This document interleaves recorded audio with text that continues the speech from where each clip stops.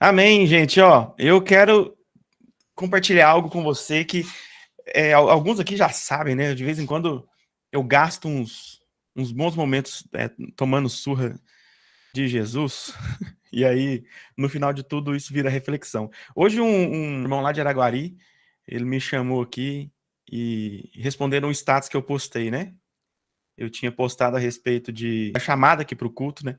A respeito de caminhos e respostas, e sabe, a gente está sempre atrás de soluções, e essas soluções normalmente elas vêm do alto, porque enquanto a gente está tentando desenvolver as nossas próprias saídas, geralmente a gente fica andando em círculos por muito tempo, né? E aí ele foi e falou assim: olha, eu confesso que eu tenho dificuldade de obter respostas de Deus. E como que isso se dá no final das contas? Eu nunca sei se Deus está respondendo e aquela coisa toda, e eu tenho dificuldades em entender as respostas de Deus, e a sensação que eu tenho é de que Deus demora demais para responder. Eu já havia apresentado, inclusive, um questionamento de que de algo que eu passei no início do ano, e eu questionava Deus, o Senhor é muito lento em resolver as coisas. E eu bradei isso várias vezes, né? Para o Senhor: Senhor, o Senhor é lento demais em resolver as coisas. Não estou entendendo, não. Que lentidão danada. E eu usava o termo: o Senhor é demasiadamente lento, né? E aí, o Davi, que mandou essa mensagem, ele falou: olha, cara, eu confesso que eu às vezes tenho dificuldade de entender Deus respondendo. E me parece que Deus deixa a gente no vácuo. E eu consigo te dizer hoje com clareza: Deus é um cavalheiro. Ele não deixa ninguém no vácuo. Acontece que, normalmente, nós estamos esperando um formato de resposta de Deus. Às vezes esse formato está preso no sim e no não, onde a gente espera uma aprovação ou reprovação de Deus. Às vezes a gente espera que Deus abra um caminho ou um caminho, abra uma porta ou feche uma porta, sendo que boa parte das vezes o que Deus espera de nós é um diálogo. E a partir desse diálogo você encontre a resposta. Só que como nós vamos fazer isso? Se estamos constantemente presos ao modelo engessado de oração que às vezes a gente faz, sabe? Tem vários tipos de oração, a gente comentou isso aqui várias vezes, né? Tem a oração intercessora, tem a oração específica, aquela que você faz quando acorda ou quando vai almoçar para abençoar o alimento. Tem a oração que você faz em público, que são aquelas palavras mais bem escolhidas, como, por exemplo, como a gente faz num culto desse. Não tem nada de errado em você escolher belas palavras, até porque essas palavras, antes de chegar ao trono de Deus, ela precisa atravessar o coração de quem ouve. Mas existe um modelo de oração, que é aquele modelo de oração que você faz no Espírito, sabe? Aquele modelo de oração que você é de filho para pai, onde você não escolhe as palavras, você rasga o coração, você questiona e você fala com Deus, e Deus interfere o que você está falando e te sugere novos caminhos de raciocínio, e você começa a caminhar por isso. E aí esse formato de oração, normalmente, ele vai se transformando em um diálogo. Você já deve ter tido, talvez, essa experiência de você estar conversando com Deus e Deus começa a te lançar insights, pensamentos que normalmente te confrontam quem você é. E o melhor tipo de oração que a gente pode fazer é aquela oração que a gente espera Deus nos confrontando. E a partir do confronto, a gente começa a encontrar respostas. O tema da mensagem de hoje é a rota que abre um portal para uma vida incrível em Jesus. E a partir dessa experiência, né, que o Davi, a gente estava conversando, a partir de muitas coisas que a gente às vezes já conversou aqui também ao longo do início do ano para cá, com várias experiências pessoais que nós temos tido com o Senhor, dá para mapear uma rota que leva direto a um portal para uma nova vida com Jesus. E o primeiro passo dessa rota, a primeira etapa dessa rota, a gente consegue ver ela ali em João 17, versículo 3. Gente, esse é um versículo que passa desapercebido e que traz uma resposta, assim, que escancara abertamente o que Jesus quer conosco. Na última pregação, a gente viu a respeito de que nós geralmente chegamos até Jesus falando assim: Jesus, o que o senhor quer comigo? O que o senhor quer de mim? O senhor quer que eu faça o quê no final das contas? Só falar que eu faço. E a gente não percebe que, para além do que Jesus quer que nós façamos, para além do que ele quer de nós, ele quer algo conosco. E é justamente nesse algo que ele quer comigo, que ele quer com você, não apenas de você, mas com você, é a partir disso que começa a rota que leva para esse grande portal que inicia uma nova vida em Jesus Cristo. João 17, verso 3, preste bem atenção no que esse versículo vai dizer. E a vida eterna é essa, que conheçam a ti, o único Deus verdadeiro, e a Jesus Cristo a quem enviaste. Gente, por tanto tempo eu achava que a vida eterna era um acontecimento, um evento, que quando Jesus voltasse, ressuscitasse todos os nossos queridos, aqueles que estivessem salvos em Jesus Cristo, e finalmente a vida eterna começasse, livre de todo mal, do pecado. A vida eterna para mim era isso durante muito tempo. Era um acontecimento. E aí me vem João 17 e diz: a vida eterna é essa, que conheçam a ti. A vida eterna não é um momento específico no tempo. A vida eterna é conhecer a Jesus. Sabe por quê? Pensa bem comigo. Se todo aquele que ama Jesus, crê em Jesus, foi salvo por sua graça, alcançado por seu amor, mesmo que essa pessoa morra e ela um dia vai ressuscitar, e a Bíblia garante que esse tempo de estado dos mortos, né, entre a morte e a ressurreição quando Cristo vier, esse tempo ele não é percebido por quem morre. Não é. A sensação de quem um dia vai ressuscitar, ou ressuscitada, é como se ela tivesse acabado de acontecer a fatalidade dela ali. Opa, pai, mas eu tava aqui agora e o carro bateu, sabe? Não existe esse lapso de tempo aqui. É um abrir e fechar de olhos que a palavra de Deus vai dizer. Sabendo disso, a vida eterna, ela começa a partir de que momento? A partir do momento que você conhece a Jesus. Agora preste bem atenção, porque existe um abismo de distância entre o que é conhecer a Jesus e entre saber quem é Jesus. Muita gente sabe quem é Jesus. Às vezes nós mesmos, que frequentemente vamos à casa do Senhor, abrimos a Bíblia, estudamos a palavra, às vezes nós apenas sabemos quem é Jesus. Sabemos o seu nome, quem é o seu pai, quem foram os seus discípulos, o que ele fez aqui na terra, qual foi o seu plano. A gente às vezes está cheio de informações sobre Jesus, mas não o conhecemos de verdade. Mas aí pode surgir o questionamento, como pode isso? Pois eu estudo a Bíblia, eu sei quem ele é. A questão é que conhecer Jesus é um pouco mais diferente. E isso começa nesse primeiro degrau dessa jornada que leva a esse portal para uma nova vida com Jesus, de conhecer a Jesus, esse é o primeiro degrau. Começa a partir de uma mudança simples, parece um jogo de palavras, mas começa a partir do momento que você muda um pouquinho a forma que você enxerga os seus momentos de estudos da palavra. Não é simplesmente você abrir a Bíblia, manter uma rotina de adquirir conhecimento. Não é sobre isso. De ter informações, sabe? A gente pode adquirir informações para muitas coisas.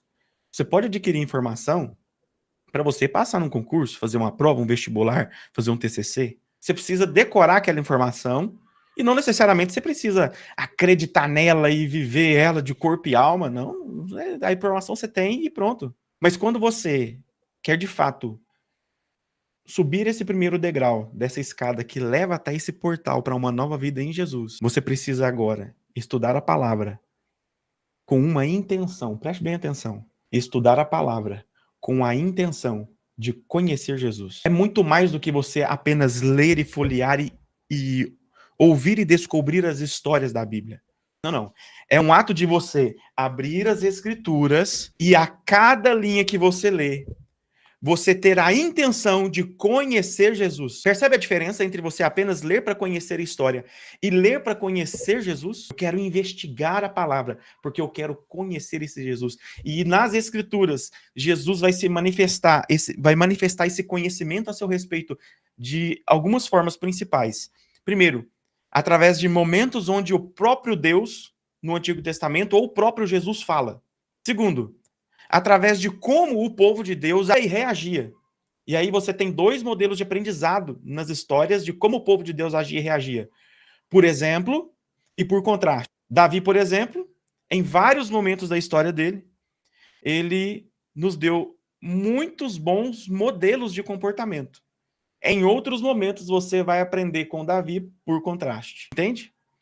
Mas em todos esses aspectos, você olhar agora para o estudo da palavra, não na intenção de apenas ler a Bíblia para ser um pouquinho mais sábio, mas na intenção de você examinar as Escrituras para conhecer Jesus, algo diferente vai acontecer. Porque a vida eterna é que conheçam a Ti, o único Deus, o verdadeiro, e a Jesus Cristo a quem enviasse. enviaste. A vida eterna, meus irmãos, começa a partir do momento onde você debruça e busca intensamente conhecer esse Jesus, muito mais do que saber sobre ele, saber sobre suas histórias, sobre os seus milagres, as suas promessas. Conhecer ele, sabe? Querer aprender sobre ele. Isso faz toda a diferença. E essa jornada, até esse grande portal para uma nova vida em Jesus, ele é uma cadeia onde um passo desbloqueia o outro de forma maravilhosa. E de acordo com o que nós vemos sobre Jesus nas Escrituras, quando você se debruça na palavra, examinando as Escrituras na intenção proposital de conhecer Jesus, você passa a amá-lo absurdamente. Sabe aquela pessoa que você já convive há tanto tempo com ela, ou não digo de vários anos, por exemplo, o Dudu e a Bebel. Gente, vocês pensa num casal apaixonado. Vai casar daqui a pouquinho. Os dois ali, meu filho, nasceram pro outro. Eu tenho certeza. Se Deus quiser, com a graça de Deus. Eita glória! Eu tenho certeza que o Dudu já pegou alguns hábitos da Bebel e ela alguns hábitos dele. Porque quanto mais tempo você passa com alguém, quanto mais você se debruça em conhecer sobre alguém, mais você se parece em alguns aspectos com aquela pessoa. Palavras que você não era acostumado a falar, agora você fala. Jargões que você antes não tinha, você agora tem. Vícios de linguagem, hábitos, coisas que você às vezes não fazia na sua casa, agora você faz. Por quê? Por osmose. Você acaba se tornando parecido com aquela pessoa. A consequência natural, meus irmãos, de você se debruçar na palavra com a intenção, hoje eu quero conhecer Jesus através disso aqui. Por exemplo, nós estamos fazendo culto familiar aqui em casa, para a honra e glória do Senhor Jesus, tem sido uma bênção. Depois da mensagem da Fernanda de sábado, meu pai amado, seria uma vergonha. E assim, a gente sempre fez o culto uma vez, começamos uma semana, ficava 2 de intervalo. Aí lia ali uma meditação, ficava bem um negócio bem esporádico, mas nada assim, compromisso firmado.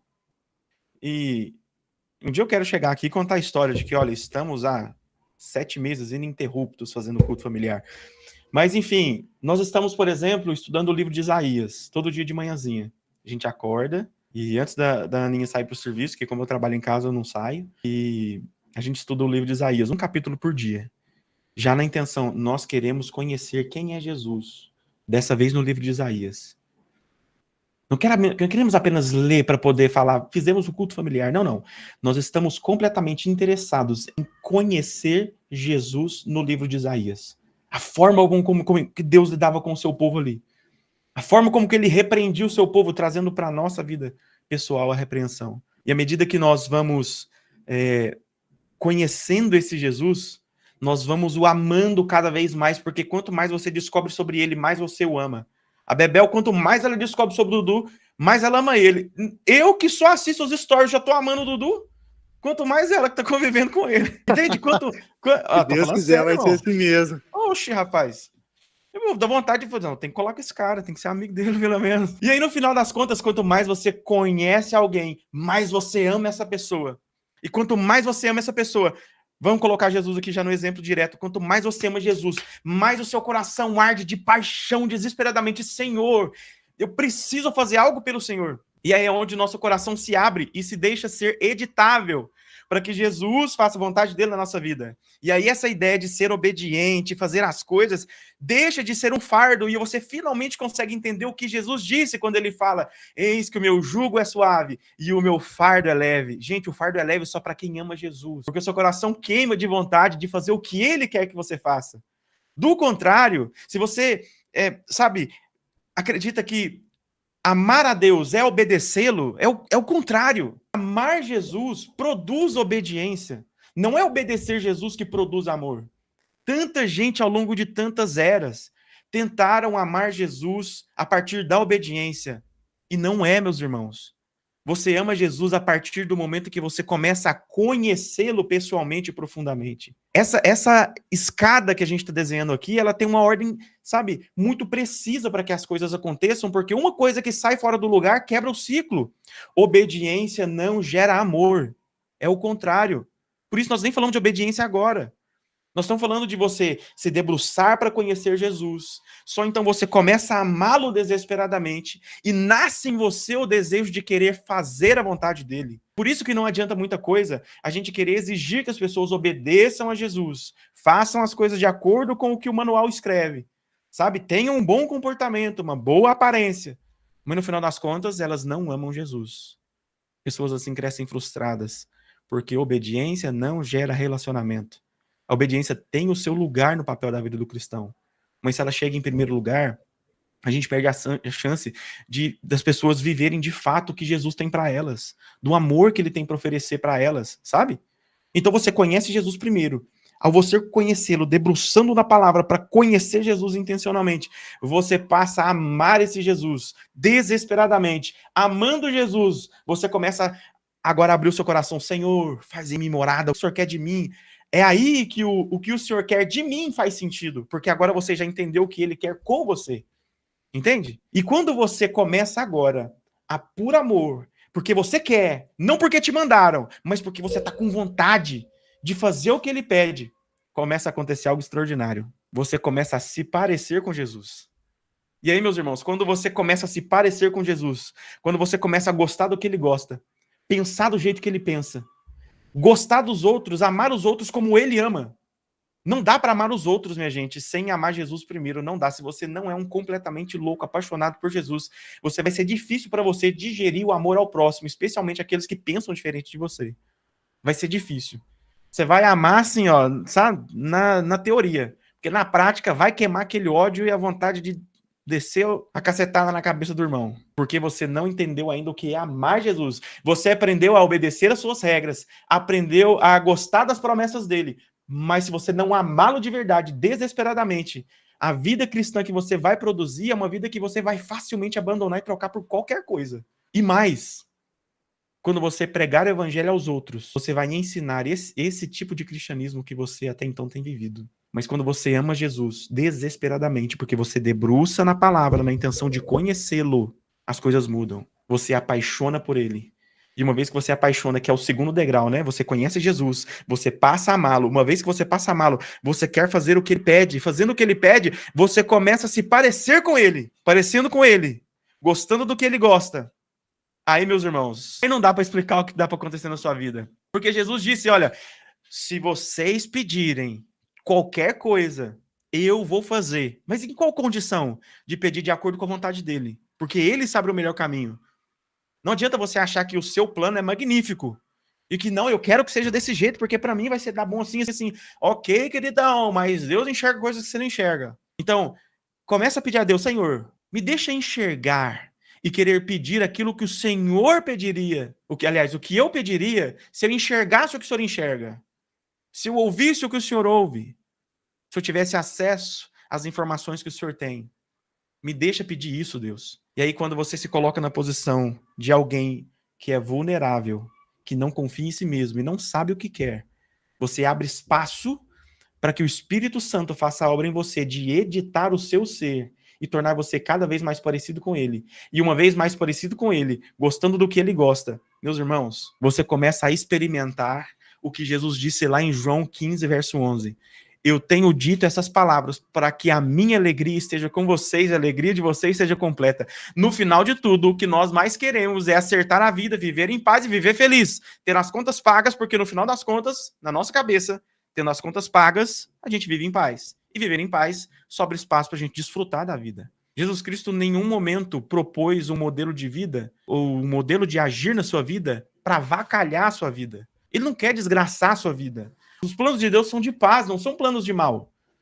Então, quando Deus te diz não a respeito de algo, aceite de bom grado e deixe ser editado. Porque por mais que você atravesse um período de vale de deserto, do outro lado tem coisas magníficas. E que quanto mais você confia nesse Senhor, quanto mais você aceita os desertos que ele coloca na sua frente, sem fugir deles, apenas aceite. Aceite as edições que o Senhor quer fazer. Você vai descobrir um modelo de alegria que nem nos seus maiores e melhores sonhos você conseguiria desfrutar. Por quê? Porque lá atrás você decidiu que você iria abrir a palavra na intenção de conhecer Jesus. E ao conhecê-lo, você passou a amá-lo. E ao amá-lo, você decidiu que quer fazer o que ele pede, porque o seu coração rasga com vontade de fazer isso. E aí, quando você deixa que ele te molde, você passa a se parecer com ele. O gosto de você, o seu gosto vai se parecer com o gosto dele. E no final disso, você tem a tão sonhada verdadeira felicidade, que não é prometida só para a eternidade, mas para agora, porque a eternidade é essa, que conheçam a ti e ao Deus que te enviou e a Jesus Cristo. Eis o poder, meus irmãos, dessa grande jornada que abre esse portal maravilhoso para uma nova vida em Jesus. Agora, tem um detalhe. Existem 2 passos, aliás, 2 elementos que vêm antes de tudo isso. Eu te disse que o primeiro elemento é conhecer a Jesus. E no final de tudo, buscar ao Senhor na palavra com a intenção de conhecê-lo. Só que antes disso existem 2 elementos. E são esses 2 elementos que, vamos assim dizer, que ativam essa jornada. Sem esses 2 elementos, você pode até tentar subir cada um desses degraus, mas você, além de se frustrar, desapontar, você vai desanimar de querer tentar subir essa escada de novo. 2 elementos. Esses 2 elementos vão determinar se você sobe ou não sobe essa escada. Esses 2 elementos são absurdamente simples e óbvios, mas por serem simples e óbvios, nós os ignoramos. Lembra da história de Naamã? Quando ele chegou até o profeta Eliseu? Eliseu ou Elias? Alguém joga aí. Ele chegou até o profeta e o profeta falou o seguinte, olha, a resposta de Deus é, você vai até o Jordão, mergulhar 7 vezes no rio ali, na lama, né? E aí na 7ª levantada, você vai estar curado da lepra. Ele ficou furioso, porque para ele era um absurdo a ideia dele ter que se submeter àquela prática ali de ter que descer no rio. Eliseu. A Laurinha vem aqui me corrigir, falando que é Eliseu. E aí o servo de Eliseu vai falar o seguinte, olha, se ele falasse para você ir até um lugar, fazer essas coisas cabulosas, você iria. E de fato é assim que acontece conosco, irmãos. Se dissesse para você o seguinte, olha, você vai ter que ir lá para a Amazônia e eu vou te dar as coordenadas exatas de onde você vai encontrar uma planta.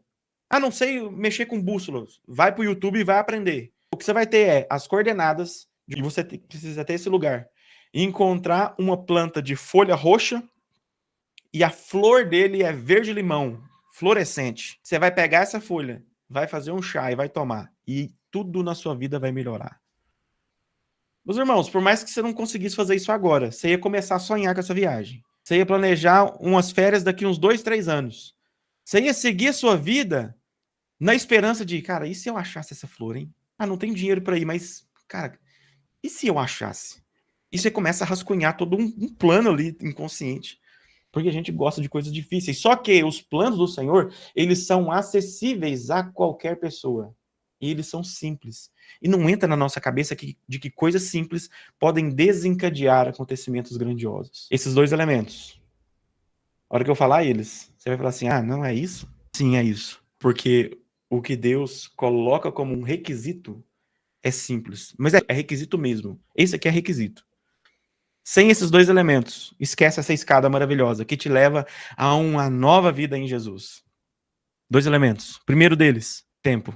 Segundo, atenção. 2 combinados te permitem acessar essa escada. Mas sem esses 2 elementos, que são absurdamente simples, você apenas vai sonhar com o dia em que você vai viver coisas maravilhosas ao lado do Senhor. Onde você vai ter um catálogo de histórias e milagres para contar.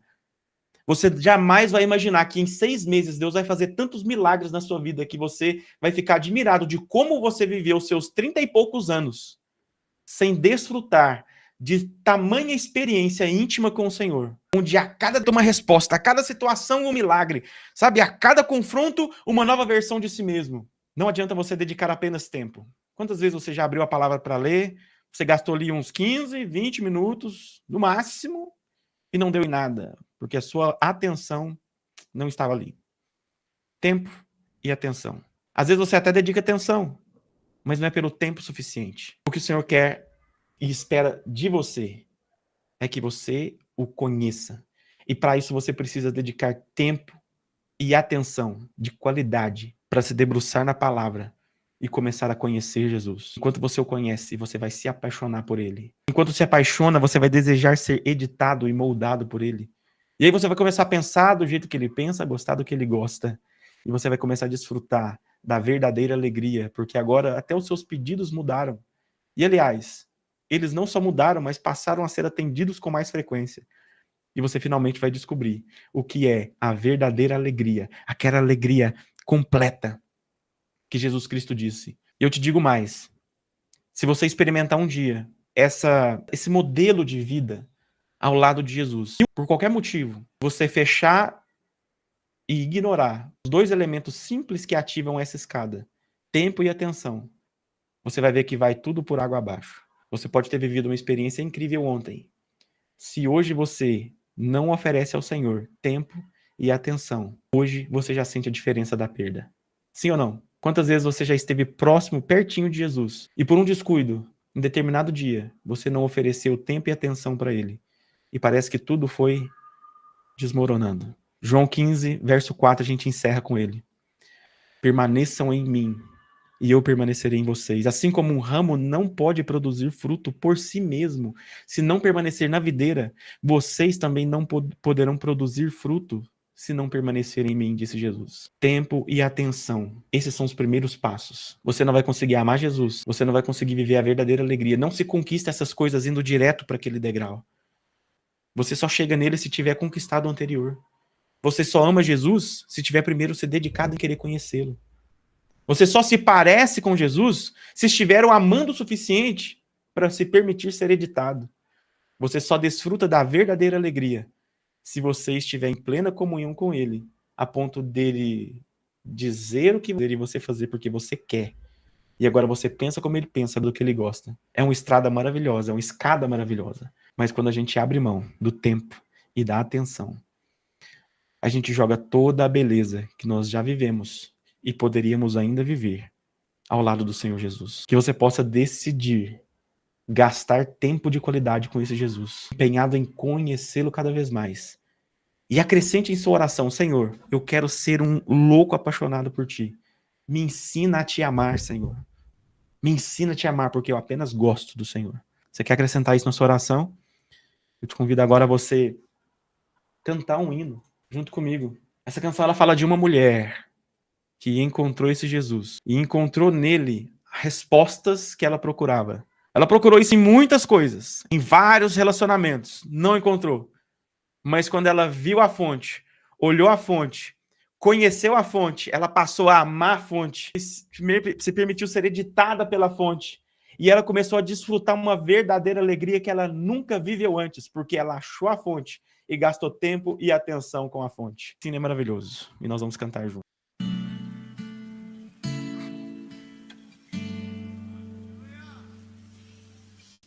Junto ao poço estava eu. Amém, amém, amém. Senhor Jesus, vamos orar, vamos orar. Nós encerramos esse momento clamando ao Senhor, para que Ele ouça a nossa voz, o nosso clamor e faça algo em nós. Oremos.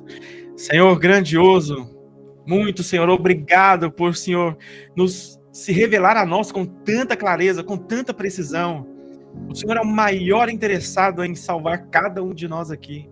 Cada ser humano que respira, que puxa ar para os seus pulmões, Senhor, que frequenta esse planeta habitado.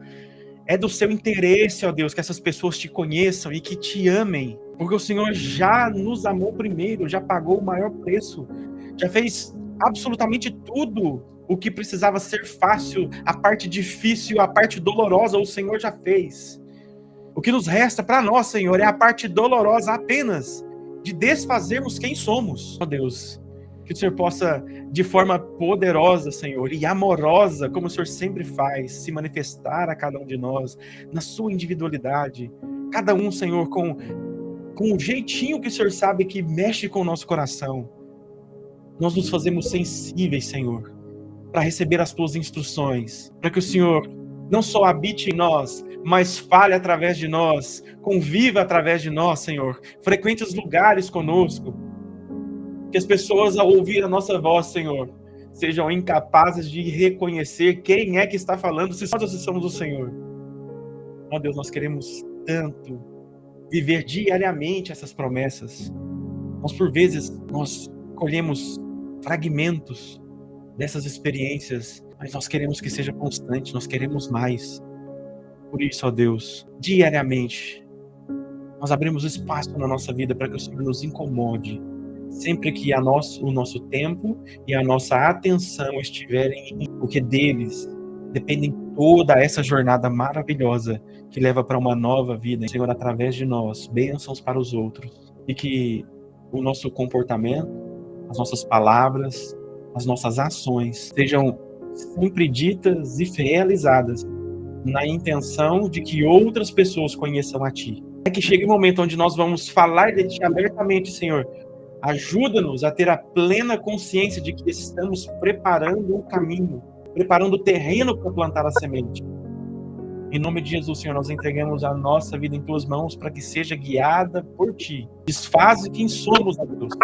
Despedaça-nos uma vez mais, até que nós desistamos, Senhor, em nome de Jesus. E nós agradecemos, Senhor, por essas bênçãos, porque confiamos nas Tuas promessas, porque o Senhor nunca falha. E em nome de Jesus que nós pedimos ousadamente. Faze-nos conforme a Tua imagem e semelhança.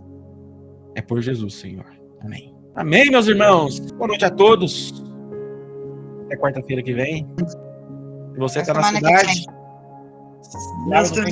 obrigado a todo mundo que participou. Valeu, Ellen, chegou aí também. Valeu, Dudu, Fernanda, Margarida. A Cida também esteve aí. A Gracinha, mais a irmã Eni, Marli, Renata, Rosana, Valéria e todo mundo.